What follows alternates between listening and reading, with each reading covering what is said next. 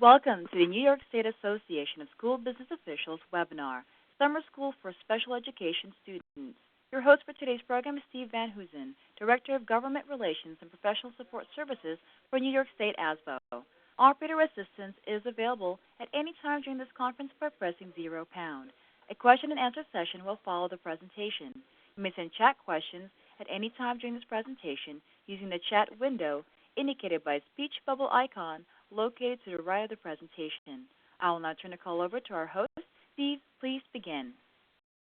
Thank you very much, Michelle, and welcome everyone to this webinar. We have two presenters that I will introduce to you in a moment, but I would like to have a couple of reminders that Michelle just did go over, but you can submit chat questions in your chat window, so at any time during the session, you can go ahead and type in questions or comments or ask for clarification, and we'll make note of those to ensure that they get addressed either during the presentation itself or when we get to the Q&A at the end of the session. When we get to the Q&A at the end of the session, again, you will be prompted by Michelle on how to call in so you can ask your voice questions as well. Like most of our monthly planner topics, this one is extremely timely for the summer school and special education students. The due dates are coming up. The technical detail and the amount of information that you have to pay attention to is extremely complicated at times, particularly for the uninitiated. That's why we're having this session, and we don't want you to get tripped up on anything. So that's why we're happy to have two presenters, Nancy Taylor. Nancy is with the North Colony Central School District in the capital area. She prepares the state aid claims for the district to ensure that they receive all the money that they're entitled to. She's worked at SED for 16 years, and she's also been a school business official, and she is a CPA and a certified internal auditor. So Nancy will begin our presentation. We also have with us Ann Marsh, who is an associate accountant in the rate setting unit, who will also be part of the presentation today. One last thing before I turn it over to Nancy, there were quite a few supporting materials for this conference. We hope that as a result of the email that we sent to all of you earlier today, that you've had a chance to take a look at those and hopefully print them off, because they will be referenced throughout the PowerPoint presentation that takes place today over the next hour and a half. So with saying that, I am going to turn it over to Nancy. Nancy, thank you very much. You're welcome, Steve. Good afternoon, everyone. My name is Nancy Taylor, and I'm here with Ann Marsh to discuss the summer school and how districts can obtain reimbursements for students who attend their approved programs. I'm going to make some assumptions. One is that you know certain things. You know what STAC is, System to Track and Account for Children. You know the rate setting unit, RSU, and that they set rates for approved programs. And you know what an AVL is, Automated Verification Listing. I've been gathering information at the North Colony Central School District for the past couple of weeks from a variety of sources.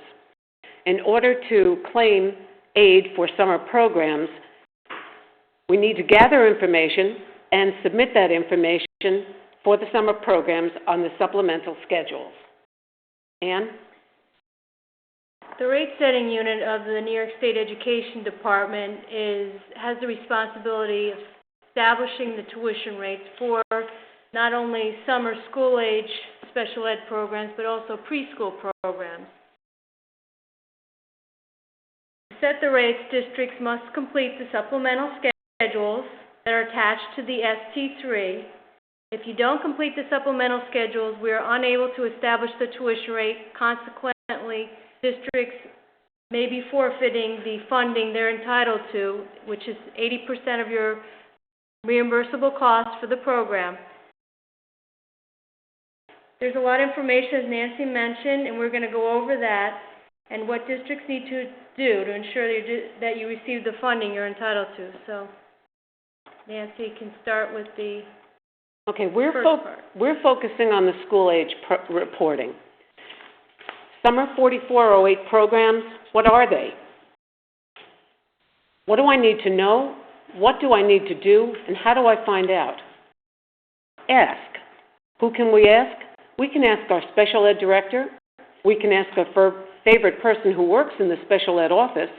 Or if we have access to some other information, such as your IEP system, you can print off IEP listings of those students eligible for summer programming. The North Colony Central School District, first of all, you have to find out what programs your district is running that are eligible for reimbursement. The North Colony Central School District has 3 approved programs: a full-day program, a half-day program, and a related services-only program. You'll see on sheet 4, or slide 4, there's A9230 that says one-to-one aids. While this is not a program that needs approval, it does result in an add-on to the tuition rate for students whose IEPs call for a one-to-one assistant, whether it's an aide, a licensed practical nurse, a registered nurse, or an interpreter. The next 3 slides are actually samples of North Colony's approval letters.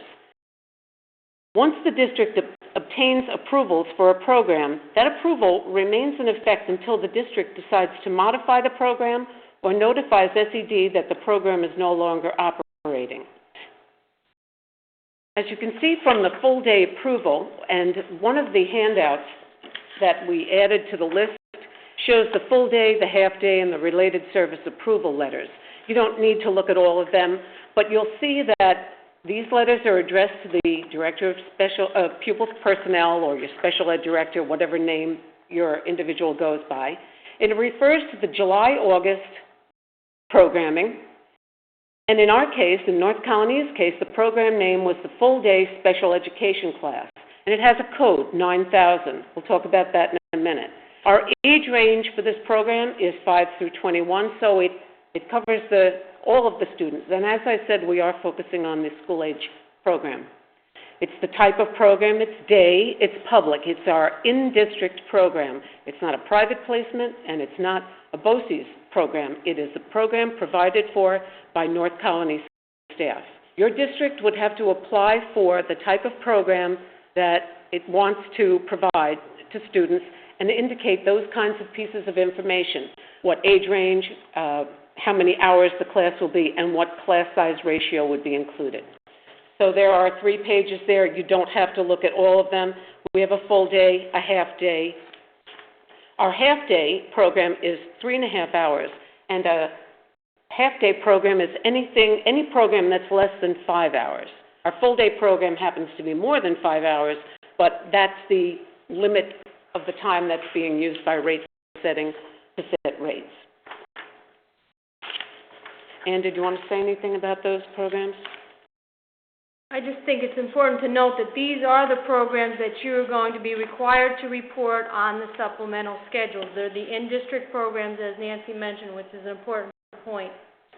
The related services program, though, that is related services only, is for those students who may not be in a full class but only come to the summer program for related services such as speech, OT, PT. That's what we offer. And there is not a supplemental schedule required for that. When I fill out the supplemental schedules for North Colony, for my information, I put that information in a separate section for that program, but it's not necessary for rate setting because the rates set for related services are regional rates. Yeah, I want to add on that. The program code for that is the 9015, and actually can reflect models other than just related services only.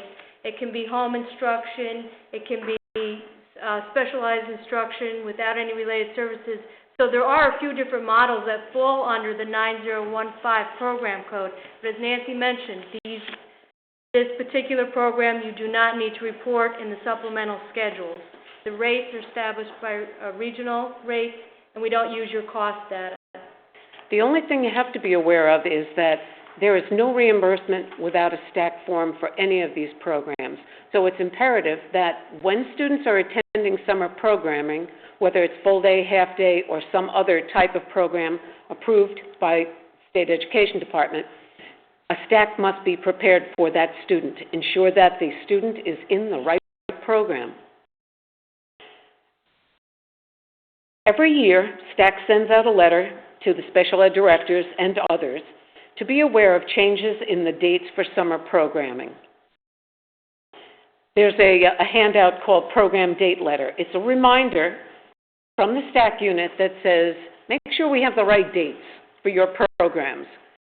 Last year, our summer program at North Colony started in the first week in July. This year, it's starting July 12th. It does not include 4th of July. It's running for 6 weeks, a 30-day period. And we have to be sure that North Colony's dates of service not only match the IEP for each student who's eligible for summer programming, but also match what we've sent into STAC. If the program dates are incorrect, the STAC dates will rule on how much or what percentage, what portion of the rate will be reimbursed to each of the districts. So for our dates, for us to get 100% of the funding we're eligible for, we have to be sure that the dates that we have on STAC match the dates on the IEP and match the dates of our program. Summer programs should run for 30 days. There's an issue about the 4th of July. Well, the 4th of July isn't counted if you start on that date. If you start before it, then it can be counted as an instructional day, but if you have any questions about that, contact the STAC unit or contact the rate setting unit.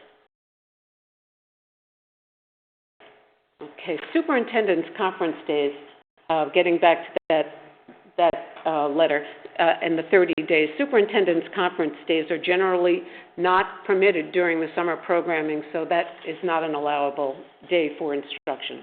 That can't be counted as one of your 30 days. The important point, too, with the summer school age is that 30 days is the most that you will receive reimbursement for. If you operate beyond 30 days, we'll still use 30 to establish your reimbursement.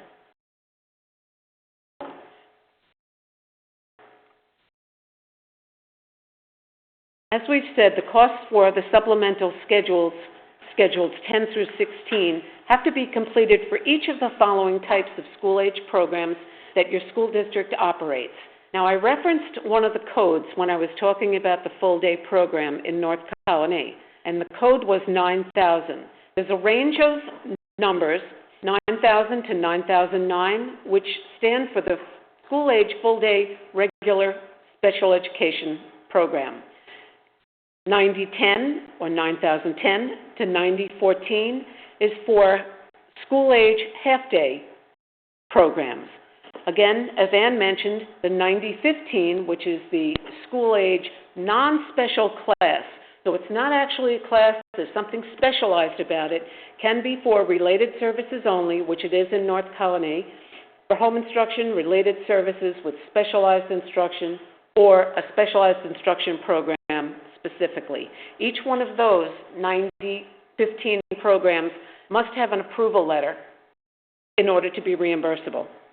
I believe the districts are still required to submit annually for that program. That's correct. That's true. They submit a budget? They submit a budget. They submit the same information they would as though they had any other of the programs, full or half day. It's the same application. But it's not through the supplemental schedules. It's a separate package you submit to the to VESIT, the Vocational Educational Services for Individuals with Disabilities. Okay. Transportation, while we're focusing now, we've been focusing on the actual programs, we have to think about transportation as well, because we need to think about stacks and supplemental schedules. While the supplemental schedule doesn't address or doesn't need to include any of the transportation for summer programming, the stack does. In order for a district to be reimbursed for the cost of transporting students to the summer program, we have to also accumulate transportation costs. Transportation can be provided to any one of the programs that's approved for your district. Even if a student is attending a related services only program, if transportation is being provided, not only must it be required on the IEP and shown on the IEP, but you can get reimbursable 80% of the cost of the reimbursable transportation. Not through the tuition rate. Not through the tuition rate. It's an add-on to the tuition rate, but it's... But in order to get it, it has to be included on the stack. So transportation is another area where we need to be concerned. When we were talking about the 9230, that one-to-one aid, again, that's not a program that needs approval. This is a program that has to be recorded separately on the supplemental schedules. It is for one-to-one assistance, ANT, and not ANCE, assistance such as a one-to-one aid, an RN, an LPN, or an interpreter. This is a program that must be supported by an IEP. If the student's IEP calls for that aid, not only should a one-to-one aid or other assistant be provided to the student, but it's also a reimbursable cost as an add-on to the tuition rate. On the next slide, we refer to a form called one-to-one aid request for separate rate. I'm calling it a request for a separate rate. That form is actually called School Age Request for Reimbursement for, and it gives a number of different titles.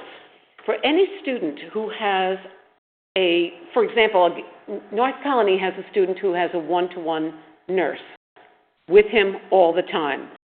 While that nurse is not an aide and the nurse's salary is higher than what an aide would be paid, we can request a separate rate using this form. We have to fill out the form completely, and if you don't have this form, you can look on the SED website for it by just putting in School Age Request in the search column or the search line, and you can find this form.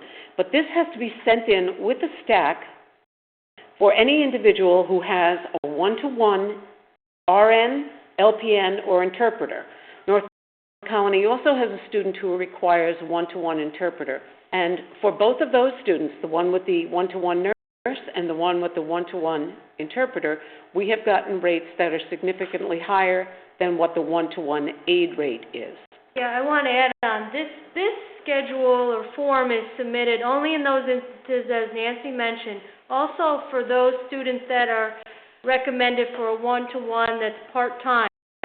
So they may have only a one-to-one for part of the program. This is the form you would also need to submit. Those that have one-to-one aids for the full program, you would just indicate that on the stack form. I think Nancy's going to go over that a little bit further, but this form is only required in those instances that we mentioned. So on the next slide, even though some of you may not be working in the pupil personnel or the special education department, and you may be working in your business office, it's important for you to know what information is necessary on the stack in order to generate the aid you're entitled to for summer programming. Always the student's name and disability, and in this case, these are the items that we need for the stack form. Always the name and the student's disability, the program, and as we've been discussing, we're talking about the in-district programs.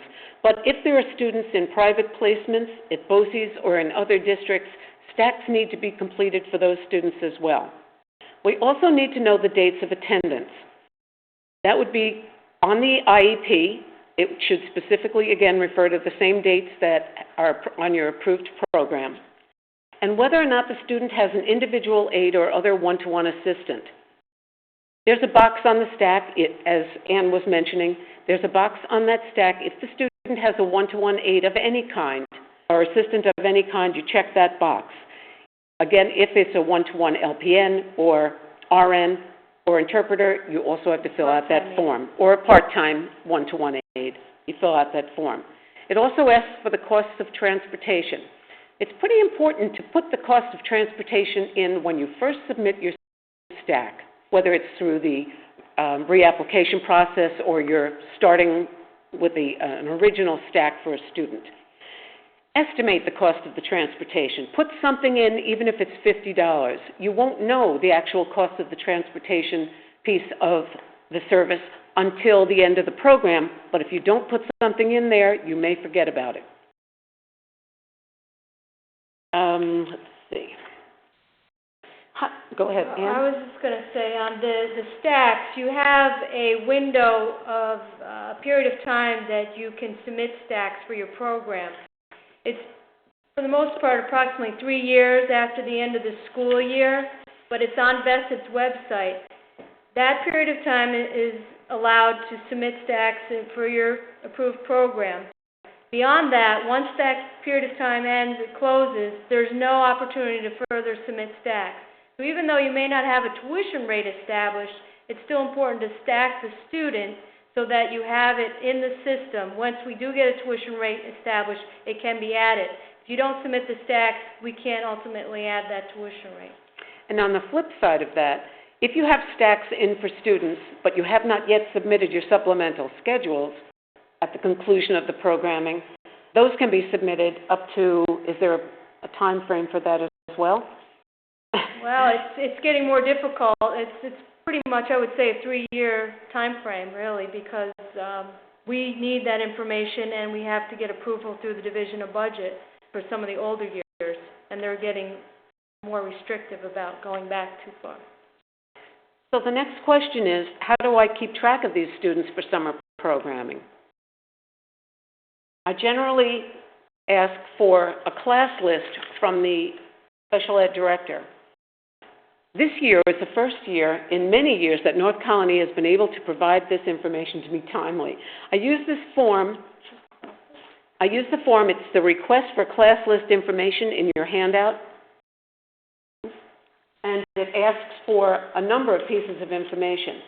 If it's by class list, it's also telling me who the teacher is, who the classroom aides are, what the class size ratio is, whether or not the list of the students' names, and whether or not they have a one-to-one aide and who those aides are. Because again, for the supplemental schedules, I need to know all this information so I can calculate what the costs of all these people and their job at each individual job, what those would be. So I also need the student's starting date. I make an assumption that every student starts at the beginning of the year, at the beginning of the program, and goes for the entire 6 weeks until the end of the program when I ask for an update of the class list so that I can see whether or not a student attended for the full program.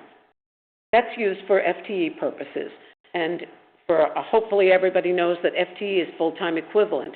If a student attends for the entire 6 weeks from first day to last day, that's 1 FTE. If you only attended from the first 3 weeks of the program, that would be a 0.5 FTE. I ask for that information, and I also ask for the schedules for the related service providers.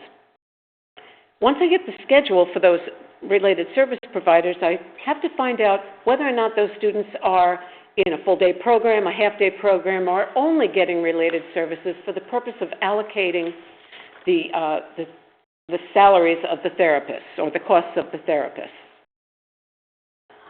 Want to move the slide? So that class list information, we've already talked about it. I prepare my own list by program, and I start with the class list I get, and I name all the individual students on a separate sheet or a separate worksheet. I use Excel all the time. I also include, I track the names of the teachers. We got a question, and while we're planning to look at the questions at the end of the period, this one says, can we be reimbursed for a 2-to-1 program? And I think you mean a 2-to-1 aide, and that would stand in the, I would say no, not, that would be a part-time aide. That would be a, You would submit the form usually. Okay. Part-time, if it's. Well, in a 2-to-1 program, are you saying there are 2 students with 1 teacher? If there are 2 students with 1 teacher, if that's the program that got approved, that's true. If you're talking about a 2-to-1 aide, 2 students, 1 aide, that shared aide is part of your program. If you have 2 students that each have a 1-to-1 aide for part of the time, that's a part-time aide, and you can get reimbursed at a different rate for that. Ann, did you want to? Correct, no. Okay. That's true. Okay. So I hope I answered that question from Mary. So on my list, from the list I get from the special aid director, I start with my list of eligible students. As you can see on this list of eligible students, I've added a lot of different columns. I have a teacher's name. I have the program that the student is in. And it doesn't come to me like this. I put every student in with the code for their program, with the teacher's name, and then I sort it by the end of the program to find out who's in what classes. I have the student's name, the start date, a calculation of FTE. All of these students have a 1 FTE until I find out otherwise. And as you can see, I have yes where students are getting transported. Now, students who are in related services only, if you look down towards the last section of the page, some of the students are being transported for related services only. However, if those students are getting related services, but they're in another in-district program, one that's not approved, that transportation cannot be included for staff. Maybe you should expand on that, in-district, not... Go ahead. Well, no, I'm thinking you have more experience. Like in North County, for example, we just don't have only approved programs. We have other programs that the district has decided to run, a reading-writing program. We have some programs that are Title I funded, but our in-district programs are district funded. The district pays for it. It's in our general fund budget. If students are attending that program but then getting related services, the transportation to get the student to the regular program is not included on the stack when you're requesting payment for the reimbursement of the related services for that student. I also prepare the same spreadsheet for all the revenue. I expand what I have from my list of eligible students to include 3 major areas. Well, actually 4 major areas. One is the student detail, what program the student is, and the FTE. But then in the second block, that's for tuition. That's the rate that the program is being reimbursed at, 80% of that rate.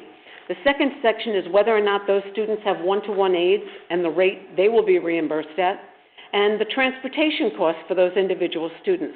So eventually, I have all of this information on one spreadsheet. It starts from that class list, so I find out who is attending the program, and then I expand it so that I can track all of this information. If anybody's interested, at the end of one of our last slides I believe it has our emails. If anybody's interested in getting a copy of these forms without any names on them, I'd be happy to forward them. For related services, as I mentioned before, we get the therapist schedules for the entire 6 weeks. Generally, if the schedule is the same for all 6 weeks, 1 week will do it. It has the students' names and the times for the services, and I said it may require an allocation of that cost for that therapist, and I do it by an individual therapist, whether it's speech, OT, or PT, and make sure that the costs are being recorded and in our special aid fund under the right program. We talked a little bit about transportation before. How do I find out about who's being transported? Well, every year I send our transportation director a nice email and say, so, who's being transported? And he sends me a rider list, which is the next slide. And the rider list doesn't come out looking exactly like this, but it has all the same information. It shows the school where the student is being transported to. It shows the student's name. It shows the grade the student is in and what bus the student is on. When I sort this by bus, I can find out that the one student who's going to St. Coleman's, now that's not an in-district program, there's only one student on bus number 105.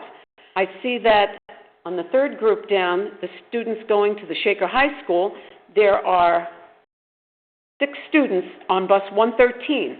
So when I accumulate the cost for bus 113, I will be dividing it by 6 students who are on that bus. Again, when you're preparing your stack, or whoever's preparing the stack, should include transportation costs for anybody who will be transported. You can estimate it again at the beginning of the year, and you can determine the actual costs towards the end of the summer program. When STAC sends out an AVL, the automated verification listing, long after the program is over. And what you're verifying there is whether or not the students that are on that verification listing actually attended the program, if the dates of their attendance are correct, and whether or not their transportation cost is correct. If you put in $50 to estimate, but then realize that it's actually $900 because it's one student on one bus, and that's how much that bus costs, you can change the transportation cost at that time, and STAC will automatically make the change on the STAC system. The transportation director provides a list at the end of the year of driver assignments. It shows who the drivers are, and at the bottom of the page, who the monitors or aides are on those buses.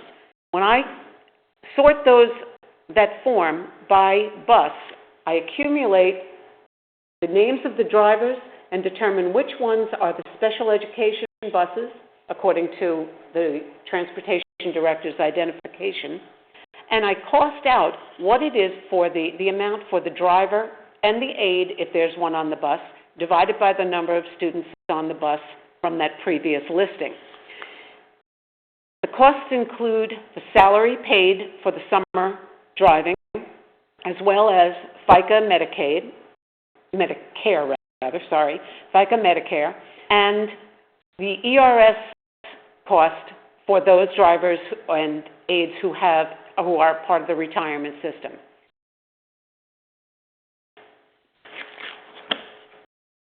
The driver assignments is pretty important. Every transportation department collects that information, so it should not be difficult. You may not get it in the same form I do, but you should be able to get it. I calculate the cost by program, not only for transportation, but separately for the teachers and the classroom aides and the one-to-one aides and the therapists. For the teachers, for all of those staff, I include their fringe benefits. It includes, again, FICA, Medicare, and ERS or TRS. You can get that information from your payroll office, or if you have access to your financial software, you may be able to get that yourself. But you can always ask your payroll office whether or not the individuals who are in those programs are members of the retirement systems. I track that information, and I also track the number of hours each of those individuals is working during the summer. And we'll discuss why we need that. Don't forget administration. We've accumulated costs for transportation people, teachers, the direct care folks, and also administration. And there are two different kinds of administrators. Some who are directly related to the program, like a principal in the school, or the special ed director and some of the clerical staff, and some folks in the business office who would be shared among all the programs. I make a spreadsheet for all of those costs, and that's my staff cost spreadsheet. I track the number of hours, and Ann will discuss why you need that, the teacher's name, the percent of time spent in each program, so I can determine what the costs are by program. At the end, I sort that by program so that I can accumulate the costs by code. Not only are we looking at the STAC information, but Ann will discuss now some of the supplemental schedule information and how what I've discussed earlier now flows into the supplemental schedules. Well, this is a listing of the supplemental schedules and the information that is captured on those schedules. So you can go through that. If you've done this before, you're probably pretty familiar with most of those. The first part of the process in reporting on the supplementals is to first verify that your costs have been reported in the special aid fund. That's the count code F2253. That's the total of all the costs for your school age summer special ed. That's the account code that reflects those costs in total in that portion of your special aid fund. And basically, once that information is there, you're taking that same data and reporting it on the supplemental schedules but in greater detail and more specifically. Is there something, Nancy, you want to add? I just wanted to mention that some of your administrative costs may not be directly charged to the special aid fund during the summer. So it may require, once you determine what the summer special ed administrative costs are, it may require a transfer from the general fund to the special aid fund.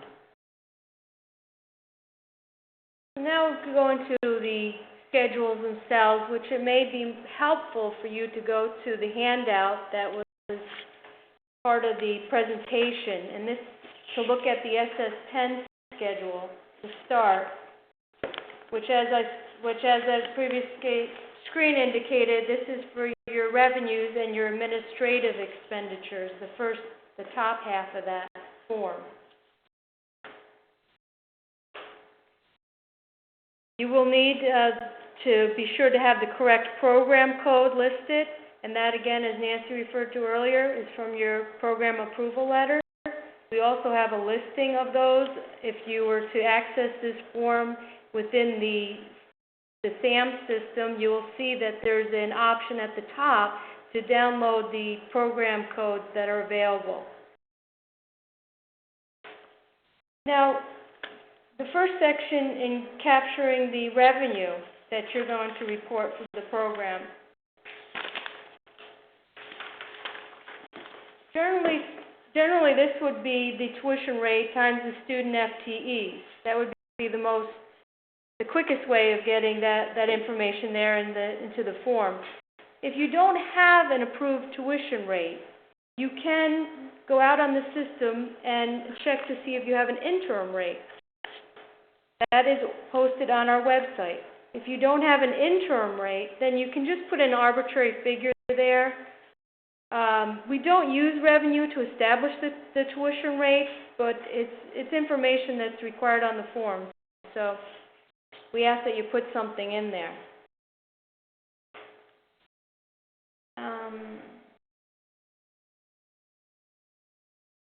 I don't know if there's anything further on tuition rates. I think most times providers don't have a tuition rate, and that's where they encounter problems. Now, if you go down further in this form, you see the administrative expenditures, and this is those individuals that are performing an oversight function.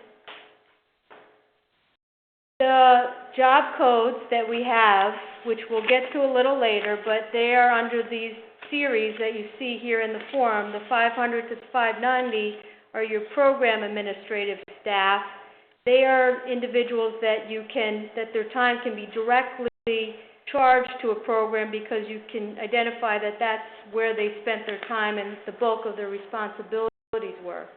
Those individuals that you can't necessarily track their time and assure that it was actually in providing services for a particular program, the 600 and 690 job codes are the ones you would use for those individuals.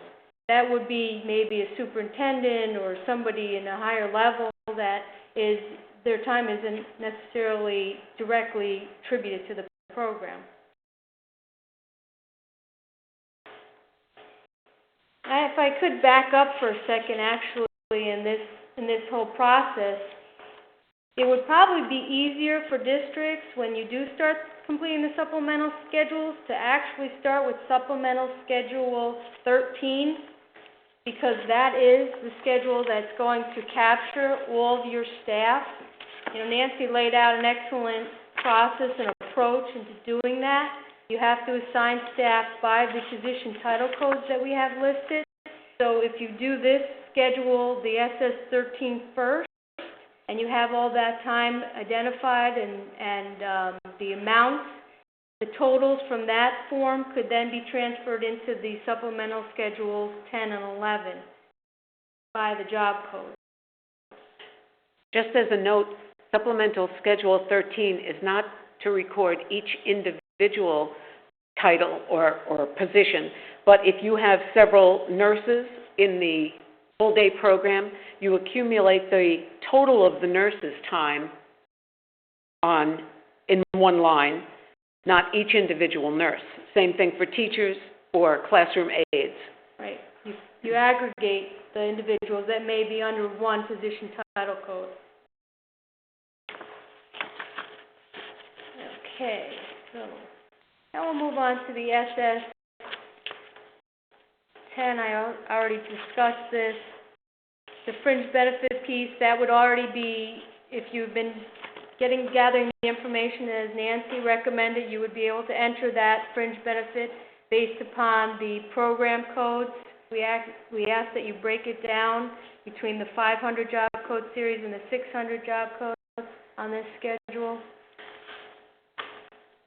Again, the 500 would be those people who could be directly attributed to the program, and the 600 are those that might need an allocation. Correct. And actually, when you go to the position title codes, the series, the 500 job code series, you'll see those types of individuals that would fall under those categories anyway. So that's helpful to start with the SS13 as I mentioned. So the SS11 is our other schedule, and that's the direct care and the facility expenditures that you're going to be reporting for your program. I think as you go over the slide, it's pretty self-explanatory. There isn't a lot that I want to get into in terms of detail, but one important point I do want to make, because we've talked about it quite a bit, and you need to make this distinction. Transportation that is for bringing the student to school and from school is not a reported cost within the program. That's not part of your transportation that you're reporting on your supplemental schedule. The type of transportation that we're looking for here on this line would reflect only those costs associated with field trips or any instances where a student, because of the nature of the program, may be transported for their services in some manner. That's the only transportation that we're looking for on this line on the SS11. So please do not include those costs that Nancy was talking about earlier. Those are separate. They're an add-on to the tuition rate, so we don't want them within our tuition rate costs.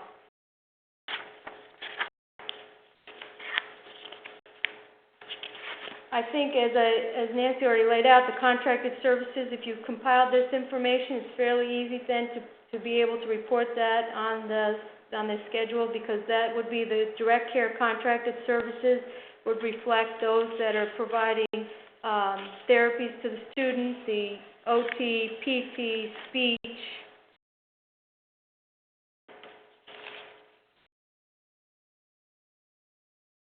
The second half of the SS11 is capturing your facility expenditures. These would be the non-direct care types of costs that would be associated with the program. For example, if there are utilities, if there is cleaning and maintenance staff, those are the types of costs that we're looking for in this section of the supplemental schedule. I'd like to interject that in the past, North Colony has not allocated any portion of its facilities costs and included them in the supplemental schedule. But this year I'm going to make a push for it, because even though North Colony runs more than just the 4408 approved programs, there are significant costs for utilities and maintenance that could be allocated among all the programs, and the share that would go to the approved programs could be a significant amount and should be included in the tuition rate. Right. I agree. I think many districts aren't really reporting, and our hope is that the districts are getting an accurate reflection as possible of what it's really costing for them to operate the program. I mean, if you've been studying some of the trends in terms of what is the tuition rates that you're receiving and how much you can go up from year to year, you have to be cautious in this area, because more recently there is zero growth being allowed. So the tuition rate you had in 08-09 would be held to 0% from 08-09 to 09-10. We don't expect it to go up. But not to get into a lot of information, but when you have a lot of students or your enrollment's going up and things like that, that tuition rate can sometimes allow you to get some of these costs that are really a true cost of operating the program, such as these facility costs, as we're mentioning. So you need to examine that, and I recommend that you include that no matter what. It does take a little more time, and the allocation has to be documented.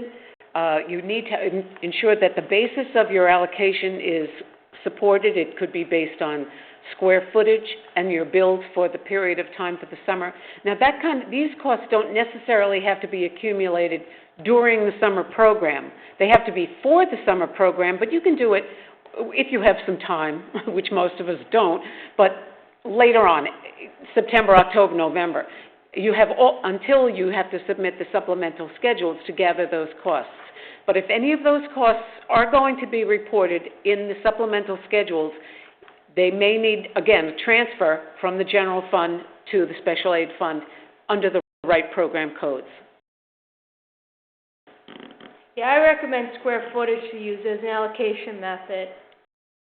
It's more easily documented than some. Yeah, I can't think of too many other allocation methods that would make sense. But the SS-12, this is a schedule that sometimes confuses districts, but all that we're looking for here is the tuition that you have paid to other programs outside of your district.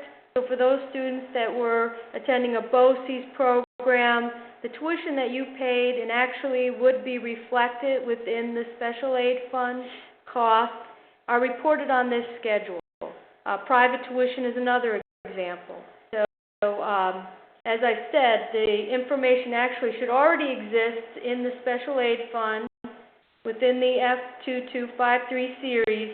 So you're just taking that information and placing it on this form. It's more or less to reconcile your total cost in the supplemental schedules as compared to the total cost that you have in your special aid fund.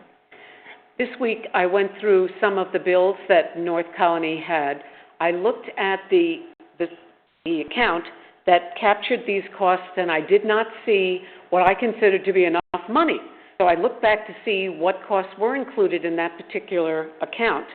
And I found that some of the costs for summer programming for students at BOCES and some of the private schools were actually coded incorrectly to the general fund, and our accountant made transfers so that they would be correctly reported when it came time to prepare the supplemental schedules.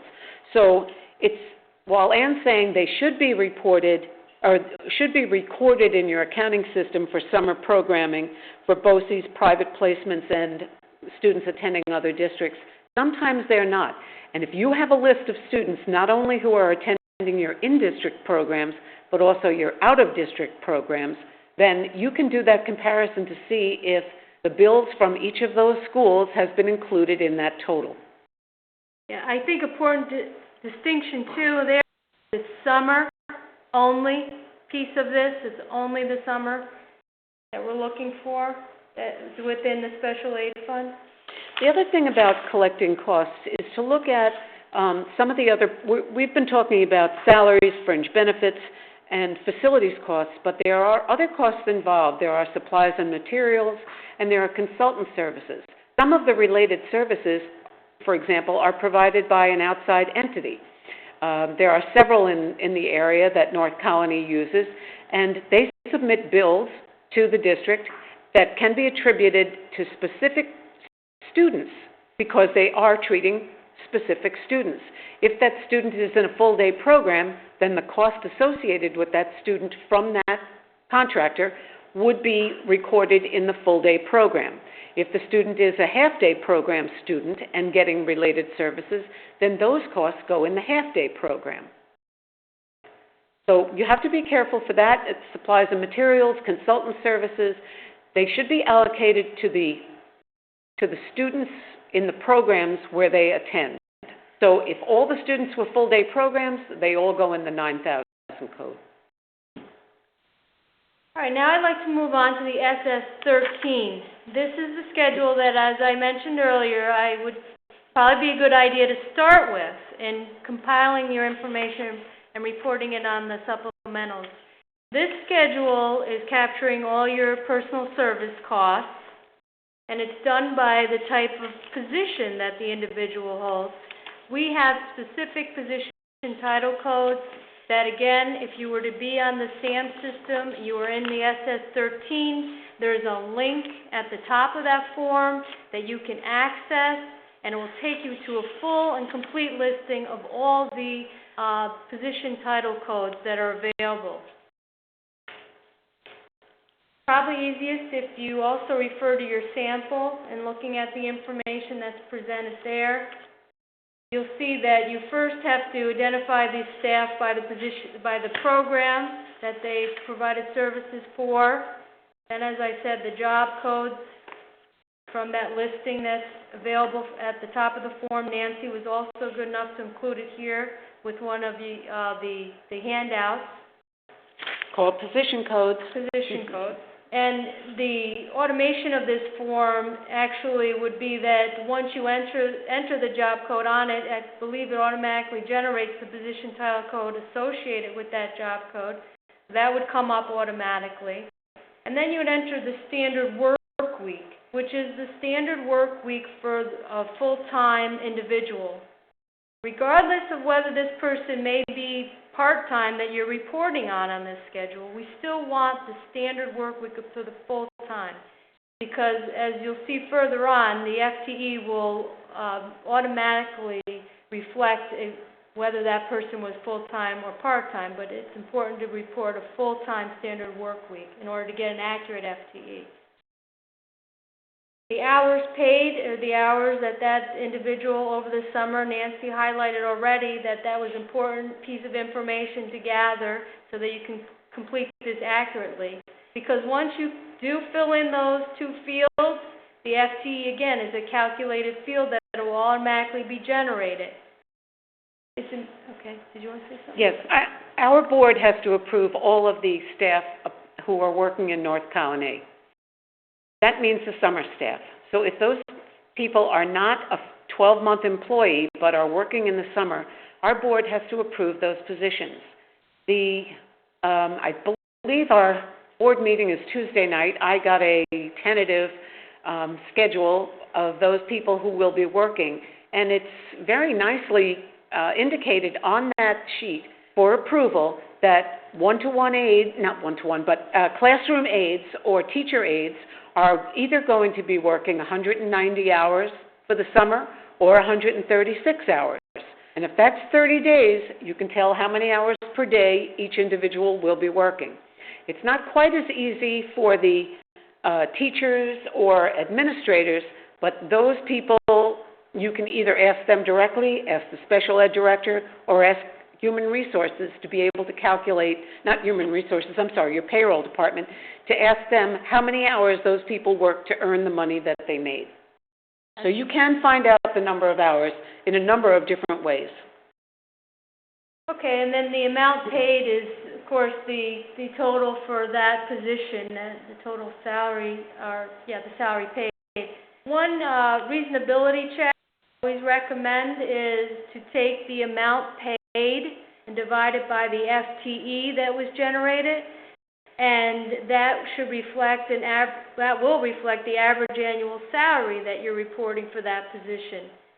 If it looks incorrect and it's not in line with what you typically expect or pay those individuals under that particular position title code, then you need to go back and verify the accuracy of the information you've input onto the form. One very important part of this as well is this form, the SS13, is really feeding into the SS10 and 11. And we find time after time districts will have staffing costs here on this schedule that don't total the staff that was reported for those position title codes on the SS10 or 11. So be particularly careful about that. You want to discuss the 999?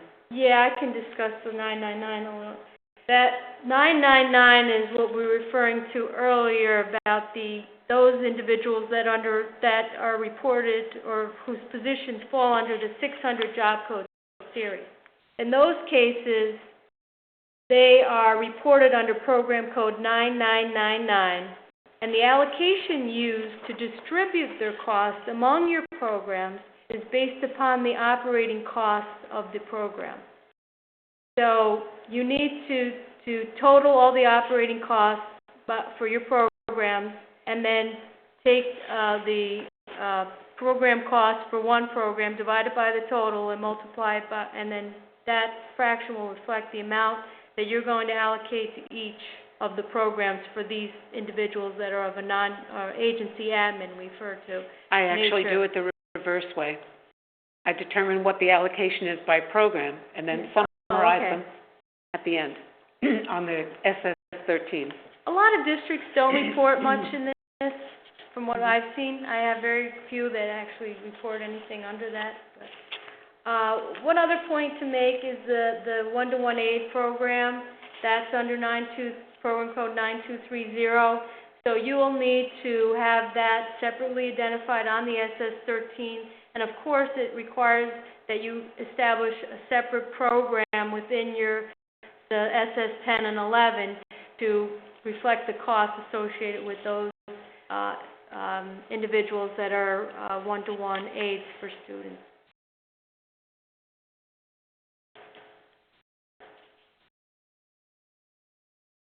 This is the position title codes I referred to. This is the full listing. And to just briefly again review the FTE, the full-time equivalent calculation for staff. It's the total hours the employee is actually paid divided by the standard work week. Again, I can't emphasize enough, full-time standard work week, and times the 52 weeks. The 52 weeks is always going to be used no matter what the staffing, whatever position you may be calculating this for, because we want to put everybody on the same basis. This allows us to review it and analyze it in terms of on the same basis. So that's a standard part of the equation. It doesn't change, constant. And in this instance, we have an individual that worked part-time,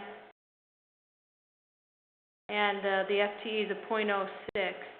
We have also recommended here, this is part on the screen that we have, if you have a teacher that works the full 6 weeks, the FTE for a full-time person typically is .12.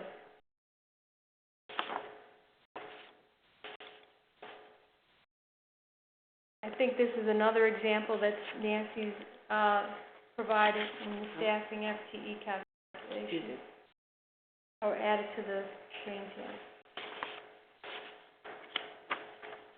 I think some of you may look at the handout for staff FTE example and have some trouble reading the bottom of it. The fourth example, I guess it has A, B, C, and then I think D is based on the number of weeks. Yeah, we kind of show that in this. You can? It's on this other screen here. If 40 weeks equals the school year, then 40 divided by 52 is .77 FTE for staff. 46 weeks is the school year of 40 plus 6 in the summer. 46 divided by 52 is .88 FTE. And here's for summer, 4 or 6 weeks for summer only. 4 out of 52 weeks would be a .08, and 6 weeks, which is what Ann was just discussing earlier, is 6 divided by 52, or .12 FTE. Yeah. The FTEs on supplemental schedule 13 actually calculate automatically once you put in the standard work week and the number of hours worked. Yeah. And would be accurate as long as those two pieces of information are correct. So. Now on to the student FTE. This is captured on supplemental schedule 14. You would complete a separate section for each type of program that you're operating. It's probably helpful, again, to refer to the sample to look at that particular schedule to get a sense of the information that we're looking for.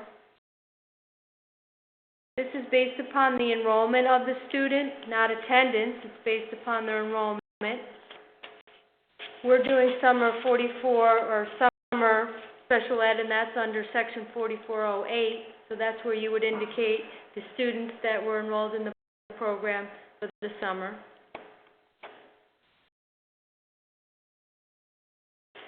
There's two instances in which you would prorate a particular student's FTE.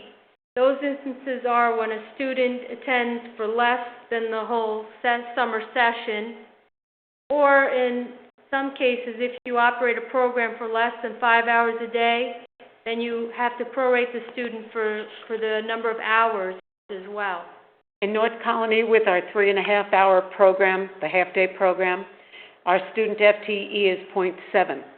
It's 3.5 divided by a 5-hour, which is the maximum full day, and that would be 0.7, or 70% of the time. So each student for Schedule SS14 is 0.7 if that student attended for the entire summer program in our half-day.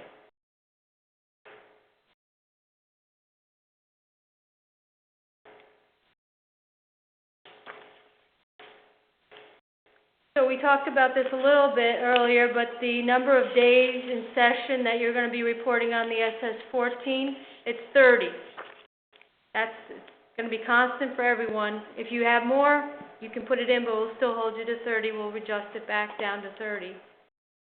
And the care day figure that is generated is the student FTEs you reported multiplied by the number of days in session. This is a crucial piece of information. It's very influential in determining your tuition rate. So that it would be of tremendous importance to make sure that that information is accurate. The FTE, the student FTE, but taking that information and using it to calculate the rate will determine how much you ultimately receive in funding. Anything you want to say? No. The next part of this schedule is the enrollment by classroom. And this, again, you must have your program approval letter handy because that's the information we're looking for, the approved classroom ratio. We don't want information that reflects what you ultimately ended up operating in terms of a classroom because of maybe you were under-enrolled or slightly over-enrolled.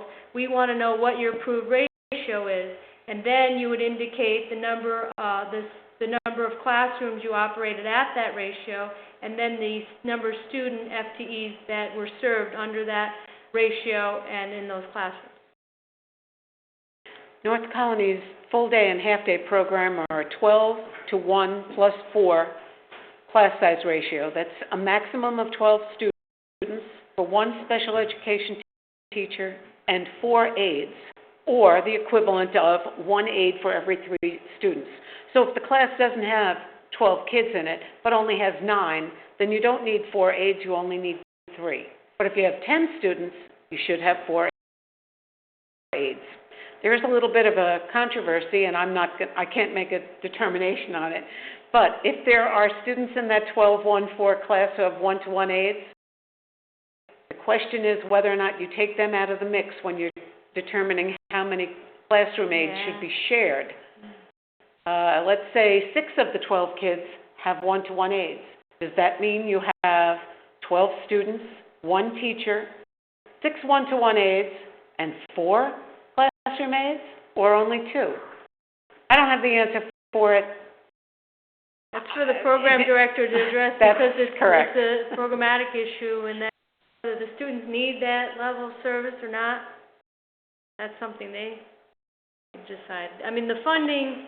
But the IEP tells you what class size ratio a student should be served in, but the approval letter tells you what class size ratio the student, the program is approved for.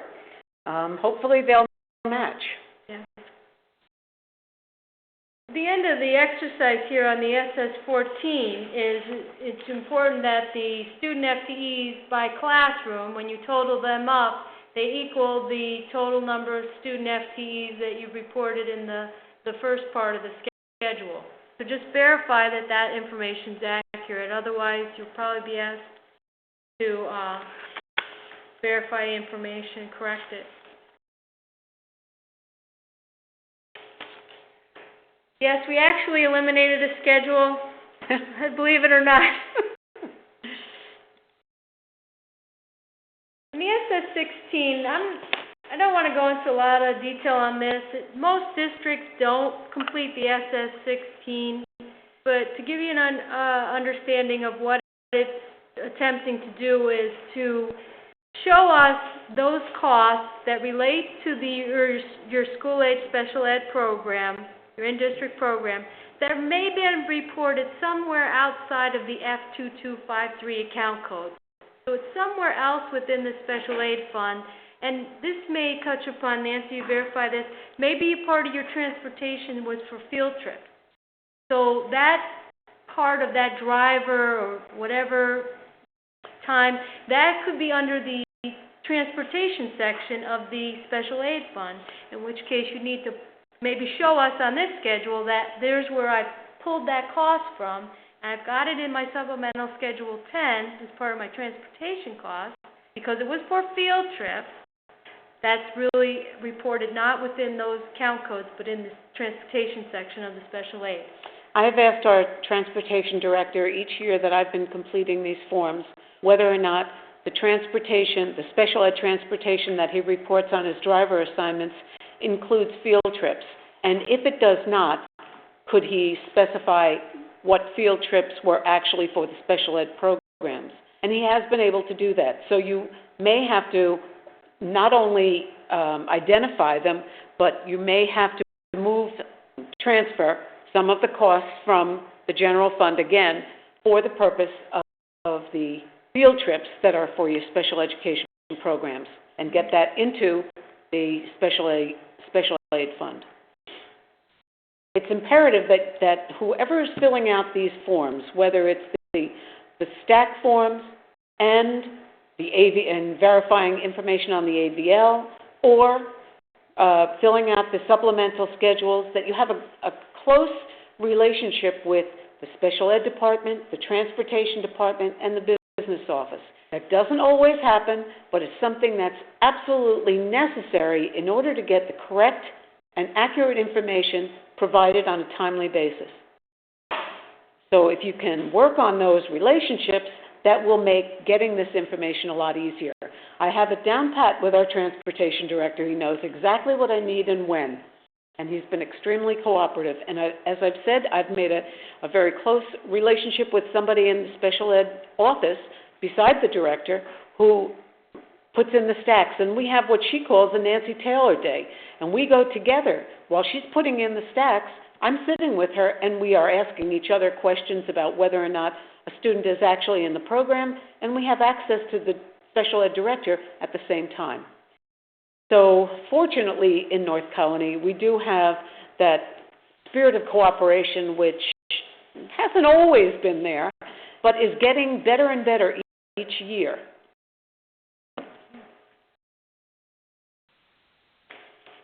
Now I'll just go over a few of the reporting errors that we commonly find when we receive the supplemental schedules from districts. I just want to make another point before I get through all these, is that in our office, I want to make districts aware that once you submit the information on the SAM system, which is where the supplemental schedules reside, and it's done way after the date of when we expect to see them, you should contact your accountant to let them know that you've completed the schedules and they're available. We don't receive any notification that those schedules are actually out there. We would periodically maybe check, but I strongly suggest that you contact your accountant and let them know that you have done this, and they should be aware that they're available for processing. I believe Ann's referring to the accountant at the rate setting unit. Correct. Each district has one person who's responsible for that district, and you can find out who that person is by going onto the website, and there are several links, but you can find out who your contact person is. if you don't already know who it Right. is. Contacting the main line, calling the main line at the Education Department, for our unit, which is listed in a subsequent slide, then you can ask, tell them your district, and they'll refer you to the correct person. But in many cases, we've seen that the special aid fund may be completed, but the supplemental schedules were not. The supplemental schedules may be completed, but the special aid fund doesn't include the cost of the program there. We recommend that you have those costs captured within the special aid fund. If there are a few things that aren't getting in the special aid fund, that's fine. We're not so strict about it. We do allow a little bit of room there, but we really recommend that they agree. Sometimes I already explained how they should reconcile between the two. The other problem we find is that many instances, districts don't pull out the one-to-one aids. They are reported under their own program code because they're separately funded from the tuition rate. So that's a problem that we always have to ask for what the one-to-one aid costs were. Then we'll find some in cases where approved programs are not reported to us. We try to check each district's program approvals to verify that they have reported all the programs they should be to us, so they do receive the tuition rate they're entitled to. Then a common mistake is this transportation piece, which I want to be very clear about. Do not report the commuting costs in your special aid, in the supplemental schedules 10. I think I already touched upon a lot of these about the salaries. They don't often reconcile. We see salary amounts on the SS10, 11, then we go to the SS13. We total up the amounts under those position title codes and find that they don't agree. That's something districts should verify, always verify. And if you can't or haven't been able to or are just starting to do these supplemental schedules for the first time, or you're not as familiar as you could be with them, if you have a very good accountant like I do, from North Colony's accountant from rate setting, she'll call me and say, your totals don't match. Or she'll send me an email and she'll tell me what doesn't match and what should. And in the first couple of years, there were a lot of corrections that I made, and she was able to make those corrections for me on the supplemental schedules. Yeah. So again, a good relationship with rate setting is also imperative. Yeah. And very nice. I try. The SS14, it's important to always prorate your students on this schedule based upon the number of hours that they attend the program, and all based upon the period of enrollment too. It's important because districts may be getting confused. Billing is different from this reporting on the SS14. We prorate the FTEs on the SS14 for reporting purposes, but on the stacks, they don't prorate. They prorate the rate instead. So your student that is attending for less than 5 hours a day, you don't have to prorate it for billing purposes on stacks. Not to confuse people, but just to be aware of that difference. These related service schedules, the SED4 and the RS2, we do not require districts to submit them any longer. If it's recommended that you submit them in the event you find that your tuition rate doesn't reflect the cost of your program and you're not being funded sufficiently, then we need this information. It's available on our website. You contact your accountant again if you want to get more information, but essentially we're looking for all the related service information in terms of the individuals that are assigned to provide those related services, and then it compares that to what the student's IEP state for recommended related services that they should be receiving in the program.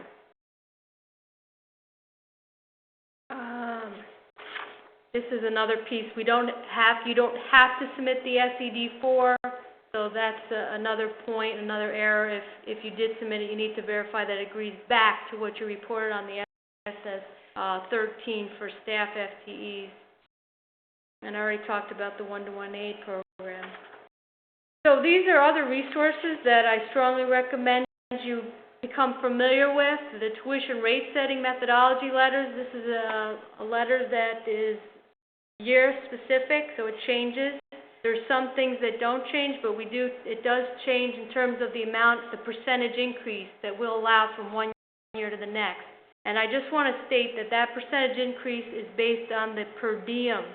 So you need to take the per diem, multiply it by the percentage increase that's allowed from one year to the next per the methodology letter, and determine what that per diem comes out to be, and multiply that by your care days. That will give you the total amount of funding that you're entitled to under our methodology. That's why student FTE data becomes crucial, and how it can impact the total reimbursable amount you may receive from one year to the next. We also have a reimbursable cost manual. Most districts don't have many issues with in terms of reimbursable costs, but it does lay out those types of costs that we will reimburse and those that we won't. And then at the bottom is our website address that you need to refer to for your tuition rate calculations, your tuition rates in themselves. They're all posted out there on our website. And if you ever have any difficulty navigating through that site, again, contact your accountant, because it's much easier for us to probably lead you through that process versus trying to struggle through it at all if you have problems.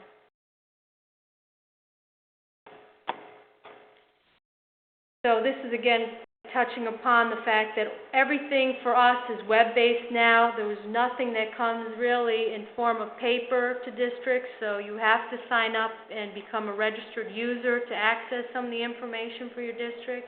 And that, again, that's on our website. And this is the contact information for us. Look at all of the information for rate setting unit, but Nancy Taylor has only an email. Okay, these are some supplementals that you've added, Nancy. Yes, we will be starting the question and answer period now, but I just wanted to let you know that these next 4 pages, or the last 4 pages of your handout, and our actual presentation, were from the STAC unit on how a couple of different ways of calculating the transportation costs for your individual students. If you have questions on them, feel free to send an email and we can chat about it. Well, we do have one question that came in. I just wanted to verify that the July 5th cannot be counted as one of the 30 days. July 5th can be counted if you know, well, I think we're trying. If 5th is a Monday holiday, Oh, for it's the a 4th of Monday July, holiday. then Okay. it cannot be counted because that's the equivalent of the 4th of July. If the 4th of July falls on a Monday, that also cannot be counted. If the 4th of July falls midweek and you've started your summer program on Monday, The week before. that 4th of July date and the 5th also can be counted. Right. If that's not clear, send another question, Ann. Yes. Okay. This is Steve Van Hoosen again, and I wanted to thank Nancy and Ann very much. And we'll formally now enter the Q&A part of the session. We have about 10 minutes before we need to sign off, so we'll do that for about 10 minutes. You can still send us questions via chat. We'll be monitoring those as well to get those in. And Michelle will now remind you of how you can, what you need to do to ask a voice question. Thanks, Steve. Ladies and gentlemen, for those of you who would like to ask an audio question, please press 7 pound on your telephone now. You'll be placed in a queue in your order received. Again, 7 pound on your telephone to ask an audio question. Okay, and while we wait to see if we get any questions submitted via chat, or if anybody calls in to ask a voice question, one of the things that strikes me, and it's in a lot of the aid areas, is that a lot of the pieces of information that are necessary to complete the proper forms or provide the proper information to the education department come from a variety of different places, and a variety of different people are responsible for those. So to the extent to which you can create these communication channels and set those schedules up early to get people recognizing that they need to do these things, and and the importance of those things, the better off you're going to be. If you wait until or someone comes on new and they may plan their schedule, their vacation or something right during that period of time, you need that information. that's where people kind of run into some trouble. I like the idea that Nancy had. She's got the Nancy Taylor Day, and everybody knows that they have to meet with Nancy and what information she needs. So if you can establish that kind of culture for communication for these types of things, and really to make them recognize that this information, while it may seem tedious to them, is extremely important part of the program, the funding, the reimbursement, because that's necessary to keep these programs going. I see we do have a chat question here. We'll start with that one. Sandra has asked a question of any updated information about the governor's proposal to change the aid rate from 80%. No. Yeah. That was Ann from rate setting. No, I have no further information about that. Yeah, I know that this is still part of the discussions as they're trying to wrap up the budget negotiations. I know that there was a lot of pressure put on, particularly from some of the downstate Senate Democrats on this position, and I know that there was an intent to try to remove that proposal from the governor's proposal. Whether that will be removed, we'll just have to wait probably another couple of weeks to find out when they get the budget done. But there was a lot of pressure, and that was one of the areas to remove. And the other one was the preschool for the transfer of costs from this county to school district. And that was the other one that has been proposed before and has always been removed. And there's, again, pressure to not accept that proposal in the legislature. So that's what we can do on that. One of the One of the items that Sandra's question brings up is, what about the other 20%? Where does that come from? As most of you know, the district funds the balance of the cost of the summer program.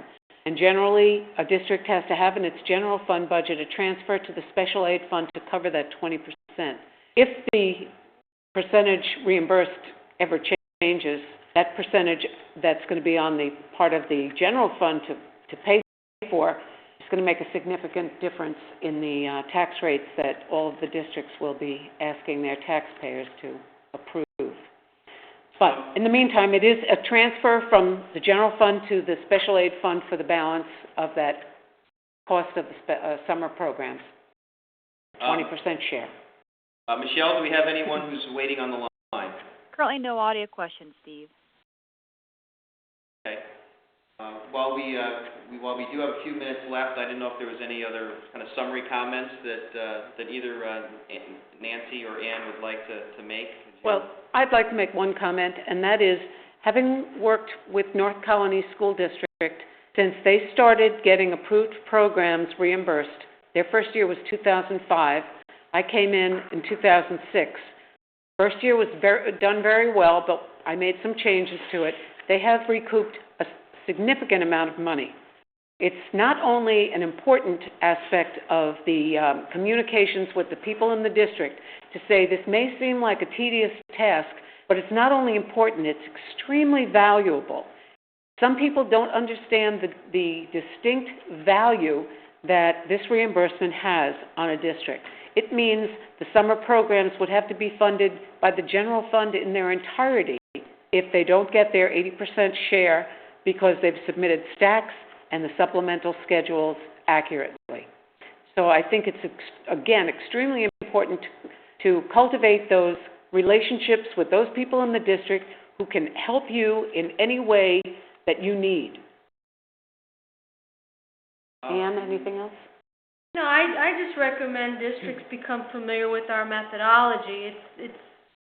I know it's not that straightforward in some sense, it's a little complicated, but it's one that if you review it with your accountant, I'm sure you'll understand and you'll see how it works, so that you can, again, as Nancy mentioned, maximize the amount of reimbursement that you're entitled to and or get the amount that your program really costs. So I have another comment about the related services only rates. I know they are regional rates. I believe there's only one regional rate, regardless of whether or not the student is in an individual, getting an individual related service or a group related service. Do you know if that's still correct, or if they will be? If they're in a group, they're getting that related service rate. I thought is divided amongst the group, a half-hour rate. They shouldn't be getting the same rate. a group? I've only seen one rate. I will follow up with Okay. this. No, I haven't. That's a Okay. stack question, actually. It's another area that you may want to reach out to be sure that you're doing things accurately. The stack unit's very helpful. Michelle, is there anyone calling now? No audio questions, Steve. Yes, okay. Well, I want to remind you, though, that if you do have any questions or something as you go back through and look at the materials, you can certainly send an email, use Nancy's contact, use Ann's contact. You can send an email to New York State ASBO, and we will forward those questions. So please take advantage of that opportunity if questions do come up. I would like to remind you also that if you would like CPE credits for this course, the CPE form was one of the documents, the reference documents that you have as part of this. If you want those credits, please download and print that out and make sure you complete it, which means circling the number on the back, the 90 minutes, signing it, filling out the front part of it, and getting it back to us. We'll make sure that we certify it and send it to you in a timely fashion. So I want to thank you here from New York State ASBO. Again, thank Nancy and Ann for providing their time and expertise on this very timely topic. And thank all of you for participating and wish you the best as you enter the end of your school and fiscal years and enjoy your summer. I'll let Michelle officially wrap us up. Thank you, Steve. Ladies and gentlemen, this concludes today's New York State ASBO webinar. Thank you for attending.